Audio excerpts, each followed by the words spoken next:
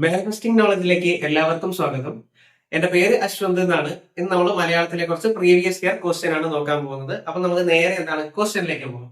നമ്മുടെ ഒന്നാമത്തെ ക്വസ്റ്റ്യൻ എന്ന് വെച്ചിട്ടുണ്ടെങ്കിൽ മാരാർ ചെണ്ട കൊട്ടുന്നു അടിവരയിട്ട പദം ഏത് വിഭാഗത്തിൽ വരുന്നു? ഇതാണ് നമ്മളെ ചോദ്യമായിട്ട് വരുന്നത്. ഓപ്ഷൻസ് നമുക്കൊന്ന് നോക്കാം.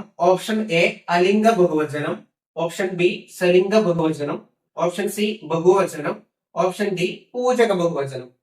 അപ്പൊ നമുക്കിവിടെ മാരാർ എന്ന് വെച്ചിട്ടുണ്ടെങ്കിൽ എന്താണ്, അത് നമ്മൾ ബഹുമാനാർത്ഥം പറയുന്ന ഒന്നാണ്. അതുകൊണ്ട് തന്നെ എന്താണ്, പൂജക ബഹുവചനത്തിലാണ് അത് ഉൾപ്പെടുന്നത്.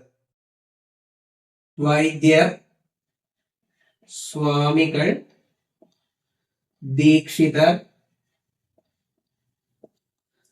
വൈദ്യർ, സ്വാമികൾ, ദീക്ഷിതർ, ദ്രോണർ എന്നൊക്കെ പറഞ്ഞാൽ എന്താണ്, ഈ പൂജക ബഹുവചനത്തിലാണ് വരുന്നത്. ഓക്കെ, അപ്പൊ നമുക്ക് അടുത്ത ക്വസ്റ്റ്യനിലേക്ക് പോവാം.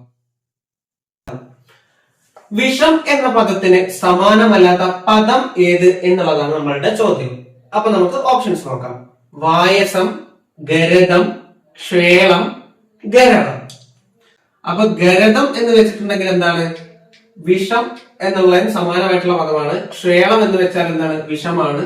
ഗരളം എന്ന് വെച്ചാൽ എന്താണ്, വിഷമാണ്. അപ്പൊ വായസമാണ് ഇവിടെ എന്താണ്, വിഷത്തിന് സമാന പദം അല്ലാത്തതായിട്ട് വരുന്നത്. അപ്പൊ വായസത്തിന് വേറെ എന്തോ ഒരു അർത്ഥമായിരിക്കില്ല ഉണ്ടാവുക. വായസം എന്ന് വെച്ചിട്ടുണ്ടെങ്കിൽ കാക്ക എന്നാണ് അർത്ഥം. ഓക്കെ, വായസം എന്ന് വെച്ചിട്ടുണ്ടെങ്കിൽ എന്താണ്, കാക്ക എന്നാണ് അർത്ഥം. കാക്കയ്ക്ക് സമാന പദമായിട്ട് വരുന്നതാണ് വായസം. വായസം നമ്മൾ നേരത്തെ പറഞ്ഞിട്ടുണ്ട്. അത് ജസ്റ്റ് ഓർത്ത് വെക്കാൻ ഞാൻ ജസ്റ്റ് ഒരു കാര്യം പറഞ്ഞു തരാം. ഈ സദ്യയൊക്കെ കഴിഞ്ഞതിന് ശേഷം എന്താണ്, ഈ പായസങ്ങളും കാര്യങ്ങളൊക്കെ ബാക്കി ഉണ്ടാകുന്ന സമയത്തേക്ക് കാക്കയാണ് ഇതൊക്കെ എന്താണ് കൊത്തി തിന്നാനായിട്ട് വരുന്നത്. ഓക്കെ, അപ്പൊ നമുക്ക് വായസം അങ്ങനെ കണ്ടിരുന്നൂടെ. പിന്നെ കാകൻ, കരടം, കാകം, കാരവം, ബലിബുക്ക്, ബലിപുഷ്ടം. ഓക്കെ, ബലിബുക്ക്, ബലിപുഷ്ടം എന്ന് പറയുന്ന സമയത്തേക്ക് നമ്മൾ ഈ ബലിയൊക്കെ ഇട്ട് കഴിഞ്ഞാൽ എന്താണ്, നമ്മൾ കൈയൊക്കെ കൊട്ടിട്ട് കാക്കേനല്ലേ വിളിക്കുന്നത്. അപ്പൊ നമുക്ക് അങ്ങനെ അത് കണക്ട് ചെയ്തൂടെ, ബലിബുക്ക്, ബലിപുഷ്ടം എന്നുള്ളത്. അടുത്തതാണ് ഏകദൃഷ്ടി. കാക്കകൾ നമ്മളൊക്കെ കാണുന്ന പോലെ തന്നെ നേരെ ഇങ്ങനെയാണോ നോക്കുന്നത്? അല്ലല്ലോ, ജസ്റ്റ് ഒന്ന് ചെരിഞ്ഞിട്ട് ഒരു കണ്ണുകൊണ്ടല്ലേ അത് നോക്കാൻ പോകുന്നത്. അപ്പോ അങ്ങനെയാണ് അത് ഏകദൃഷ്ടി എന്നുള്ളതിലേക്ക് വരുന്നത്. പിന്നെ ചിരഞ്ജീവി. കാക്കകളുടെ മരണത്തെ എന്താണ്, നമുക്ക് കാണാൻ കഴിയില്ല.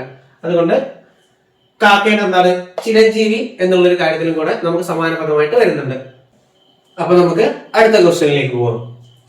താഴെ കൊടുത്തിരിക്കുന്നവയിൽ പുല്ലിംഗത്തിൽ പെടാത്തത് ഏത്? അധ്യാപകൻ, പുരുഷൻ, കുട്ടി, അവൻ.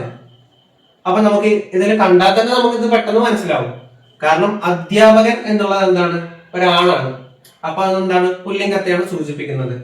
പുരുഷൻ എന്നുള്ളതും എന്താണ്, ആണാണ്. അപ്പൊ അതും പുല്ലിംഗത്തിനെയാണ് സൂചിപ്പിക്കുന്നത്. അവൻ എന്ന് പറഞ്ഞാലും എന്താണ്, ആണല്ലേ.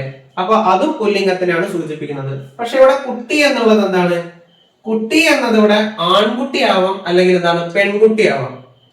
അപ്പൊ നമ്മുടെ ശരിയുത്തരം ഏതാണ് വരുന്നത്? ഓപ്ഷൻ സി, കുട്ടിയാണ്. ഓക്കെ, ശരിയായ പദം തിരഞ്ഞെടുത്ത് എഴുതുക. അപ്പൊ ഇതിൽ ഏതാണ് ശരി ഉത്തരമായിട്ട് വരുന്നത് അല്ലെങ്കിൽ ശരിയായ പദമായിട്ട് വരുന്നത് എന്ന് ചോദിച്ചിട്ടുണ്ടെങ്കിൽ ഓപ്ഷൻ ഡി ആണ് നമ്മളുടെ ശരി ഉത്തരമായിട്ട് വരുന്നത്. അപ്പൊ ഇതുപോലെ തന്നെ കുറച്ച് വാക്കുകൾ കൂടെ ഞാൻ എന്താണ് ജസ്റ്റ് ഒന്ന് എഴുതി കാണിച്ചു തരാം. ഉൽപ്പത്തി നമ്മൾ എങ്ങനെയാണ് എഴുതുക? ഉൽപത്തി. ഇതാണ് കറക്റ്റ് ആയിട്ടുള്ള രൂപം. അതുപോലെ ഉൽപ്രേക്ഷ എന്ന് എഴുതുന്നത് ഉൽപ്രേക്ഷ.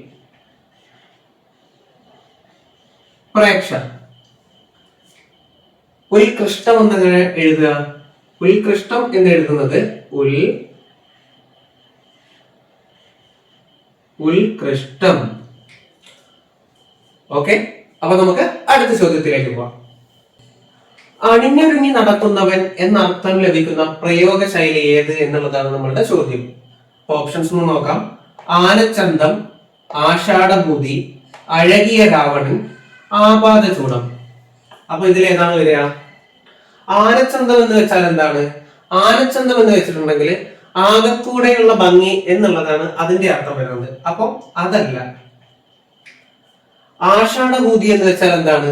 ആഷാഢഭൂതി എന്ന് വെച്ചിട്ടുണ്ടെങ്കിൽ കള്ള സന്യാസി അല്ലെങ്കിൽ കപട സന്യാസി എന്നാണ് അർത്ഥം വരുന്നത്. അപ്പം ആഷാഢഭൂതിയുമല്ല. പിന്നെ ആപാദചൂടം. ആപാദചൂടം എന്ന് വെച്ചാൽ എന്താണ്? പൂർണ്ണമായും എന്നാണ് അർത്ഥം വരുന്നത്. അപ്പം അതുമല്ല. അപ്പൊ അണിഞ്ഞൊരുങ്ങി നടക്കുന്നവൻ എന്ന അർത്ഥം വരുന്ന ഏതാണ്? അഴകിയ രാവണൻ. അപ്പൊ ഇത് ജസ്റ്റ് നമുക്കൊന്ന് മനസ്സിലാക്കാൻ വേറൊന്നുമില്ല. അഴകിയ രാവണൻ പടത്തിൽ എന്താണ് മമ്മൂട്ടി എങ്ങനെയാണ് നടക്കുന്നത്? നല്ല അണിഞ്ഞൊരുങ്ങി നല്ല അടിപൊളിയായിട്ടാണ് നടക്കുന്നത്. ഓക്കെ, അപ്പൊ അണിഞ്ഞൊരുങ്ങി നടക്കുന്നവൻ എന്ന അർത്ഥം വരുന്ന ഏതാണ്? അഴകിയ രാവണൻ എന്നുള്ളതാണ്. ഭൂമി എന്ന അർത്ഥം ലഭിക്കുന്ന പദം ഏത് എന്നുള്ളതാണ് നമ്മളുടെ ചോദ്യം. ഓപ്ഷൻസ് നോക്കാം. ക്ഷിതി, തടിനി, വാഹിനി, കുലായം. അപ്പൊ ഇവിടെ തടിനി എന്ന് വെച്ചിട്ടുണ്ടെങ്കിൽ എന്താണെന്നറിയോ? തടിനി എന്ന് വെച്ചിട്ടുണ്ടെങ്കിൽ എന്താണ്? നദി എന്നാണ് അർത്ഥം വരുന്നത്. ഇത് നമുക്ക് ജസ്റ്റ് മനസ്സിലാക്കാന്ന് വെച്ചാല് ഈ തടിയൊക്കെ എന്താണ് നദിയിൽ കൂടെ ഒഴുകിപ്പോയി എന്നുള്ള രീതിയിൽ എന്താണ് ജസ്റ്റ് ഒന്ന് ഓർത്ത് വെക്കുക. അപ്പൊ തടിനി എന്ന് വെച്ചാൽ എന്താണ്? നദിയാണ്. അപ്പൊ എന്തെങ്കിലുമൊക്കെ വഹിച്ചോണ്ട് കൊണ്ടുപോകുന്ന വാഹിനി എന്ന് പറഞ്ഞാലും എന്താണ് അതിന്റെ അർത്ഥം വരുന്നത് എന്താണ്? നദി എന്ന് തന്നെയാണ്. അടുത്താണ് കുലായം. കുലായം എന്ന് വെച്ചിട്ടുണ്ടെങ്കിൽ എന്താണ്? കുലായം എന്ന് വെച്ചിട്ടുണ്ടെങ്കിൽ പക്ഷിക്കൂടാണ്. ഓക്കെ, കുലായം എന്ന് വെച്ചിട്ടുണ്ടെങ്കിൽ എന്താണ്? പക്ഷിക്കൂടാണ്. അപ്പൊ നമ്മള് ഉമ്മറത്തിന് പറയുന്ന മറ്റൊരു പേരാണ് കോലായി എന്ന്. അപ്പൊ നമ്മളുടെ കോലായിലാണ് പക്ഷിക്കൂട്. അങ്ങനെ ജസ്റ്റ് എന്താ ഒന്ന് കണക്ട് ചെയ്ത് നോക്കാം. അപ്പൊ നമുക്കിവിടെ ഭൂമി എന്നർത്ഥം ലഭിക്കുന്ന പദമായിട്ട് വരുന്നത് ഏതാണ്? ഓപ്ഷൻ എ ആയിട്ടുള്ള ക്ഷിതിയാണ്. നിന്ദ എന്ന വാക്കിന്റെ വിപരീതം എന്താണ് എന്നുള്ളതാണ് നമ്മളുടെ ചോദ്യമായിട്ട് വരുന്നത്. ഓക്കെ, നിന്ദ എന്ന പദത്തിന്റെ വിപരീതം.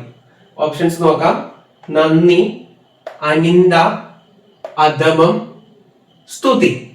അപ്പൊ നിന്ദ എന്ന വാക്കിന്റെ വിപരീതം എന്താണ് വരുന്നത്? നിന്ദയുടെ വിപരീതമായിട്ട് വരുന്നതാണ് സ്തുതി. ഓക്കെ, നിന്ദ എന്ന പദത്തിന്റെ വിപരീതമായിട്ട് വരുന്ന എന്താണ്? സ്തുതിയാണ്. ഓക്കെ, സ്തുതിയാണ്. അപ്പൊ ഓപ്ഷൻ ഡി ആണ് നമ്മളുടെ ശരി ഉത്തരമായിട്ട് വരുന്നത്. കാറ്റുള്ളപ്പോൾ തൂറ്റണം എന്ന ചൊല്ലിന്റെ അർത്ഥം എന്ത് എന്നുള്ളതാണ് നമ്മളുടെ ചോദ്യം. ഓക്കെ, അപ്പൊ നമുക്ക് ഓപ്ഷൻസ് ഒന്ന് നോക്കാം. ഒഴുക്കിനെതിരെ നീന്തണം, അവസരത്തിനൊത്ത് പ്രവർത്തിക്കണം, ശ്രദ്ധയോടെ കാര്യങ്ങൾ ചെയ്യണം, ചിന്തിച്ചു പ്രവർത്തിക്കണം. അപ്പൊ കാറ്റുള്ളപ്പോൾ തൂറ്റണം എന്നതിന്റെ അർത്ഥം വരുന്നത് എന്താണ്? അവസരത്തിനൊത്ത് പ്രവർത്തിക്കണം എന്നുള്ളതാണ് നമ്മളുടെ അർത്ഥമായിട്ട് വരുന്നത്. ഓക്കെ, അപ്പോൾ കാറ്റുള്ളപ്പോൾ തൂറ്റണം എന്നതിന്റെ അർത്ഥമായിട്ട് വരുന്ന ഏതാണ്? അവസരത്തിനൊത്ത് പ്രവർത്തിക്കണം. താഴെ തന്നിട്ടുള്ളതിൽ ആഗമസന്ധിക്ക് ഉദാഹരണം ഏത് എന്നുള്ളതാണ് നമ്മളുടെ ചോദ്യം. ഓപ്ഷൻ എ താമരക്കുളം, ബി ഇറ്റിറ്റ്, സി മണ്ഡലം, ഡി വഴിയുണ്ട്. അപ്പൊ നമ്മളുടെ ആൻസർ ആയിട്ട് വരുന്ന ഏതാണ്? വഴിയുണ്ട് എന്നുള്ളതാണ് നമ്മളുടെ ആൻസർ ആയിട്ട് വരുന്നത്. അപ്പൊ നമുക്ക് അതൊന്ന് പിരിച്ചെഴുതി നോക്കാം. വഴി പ്ലസ് ഉണ്ട് എന്നുള്ളതാണ് വഴിയുണ്ട് എന്നുള്ളതായിട്ട് മാറുന്നത്. ഓക്കെ, വഴി പ്ലസ് ഉണ്ട് എന്നുള്ളതാണ് വഴിയുണ്ട് എന്നുള്ളതായിട്ട് മാറുന്നത്. ഓക്കെ, അപ്പൊ ഇവിടെ എന്താണ്? വഴി എന്നുള്ളത് ഇവിടെ ഉണ്ട്, ഉണ്ട് എന്നുള്ളതിലെ ഉണ്ട് എന്നുള്ള സാധനം എന്താണ്? ഇവിടെ ഉണ്ട്. അപ്പൊ ഇവിടെ പുതിയതായിട്ട് ആഗമിച്ച് വന്നത് എന്താണ്? ഇ എന്നുള്ളൊരു സംഭവമാണ്. ഓക്കെ, അപ്പൊ ഇത് ആണ് ഇവിടെ ആഗമിച്ചത്. അപ്പൊ ആഗമസന്ധിക്ക് ഉദാഹരണമായിട്ട് വരുന്നത് ഏതാണ്? വഴിയുണ്ട് എന്നുള്ളതാണ്. അപ്പൊ നമുക്ക് അടുത്ത ക്വസ്റ്റ്യനിലേക്ക് പോവാം. യഥാ പ്ലസ് ഇഷ്ടം എന്നത് ചേർത്തെഴുതിയാൽ എങ്ങനെയാണ് നമ്മൾ വായിക്കുക എന്നുള്ളതാണ് ചോദിച്ചിരിക്കുന്നത്. അപ്പൊ ഓപ്ഷൻസ് ഒന്ന് നോക്കാം. യഥാ ഇഷ്ടം, യഥേഷ്ടം, യഥോഷ്ടം, യഥാ ഇഷ്ടം. ഇങ്ങനെയാണ് നമുക്ക് ഓപ്ഷൻസ് തന്നിരിക്കുന്നത്.